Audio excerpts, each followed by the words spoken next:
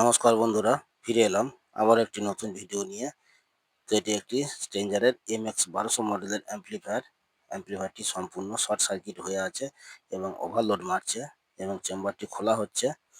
তো negative side যে দিকটা আছে, ডান দিক, তা ওই দিকের একটি 1943 খারাপ আছে বা শর্ট আছে, ওইটিকে চেঞ্জ করতে হবে এবং সেটা খুলে বাদ দিয়ে ওই জায়গায় একটা নতুন 1943 ভালো করে পেস্ট লাগিয়ে সেটিং করে দিতে হবে এবং নাটটিকে খুব ভালো করে টাইট করে দিতে হবে যেন কোনো রকম লুজ না থাকে। তো নাটটি লাগানো হচ্ছে এবং সোল্ডার করার পর ট্যাঙ্ক কোটা যেগুলো বাড়তি আছে সেই কোটা সব কেটে বাদ দেওয়া হলো এবং পরিষ্কার করে দেওয়া হলো।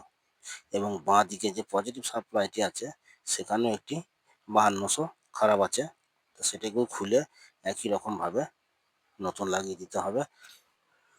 0.5 যে রেজিস্ট্যান্সগুলি আছে এগুলি 5 ওয়াটের রেজিস্ট্যান্স। সেই রেজিস্ট্যান্সগুলির কন্ডিশন খুবই খারাপ, তা 16টাই আমি চেঞ্জ করে দিচ্ছি। সব হয়তো খারাপ নেই, দু একটা ভালো আছে, আমি সব কটাই এক মেশিনে লাগিয়ে দিচ্ছি। তাই এই ধরনের ভিডিও দেখতে আমার চ্যানেলটিকে সাবস্ক্রাইব করুন, লাইক করুন, শেয়ার করুন এবং কমেন্ট করে আমাকে জানান।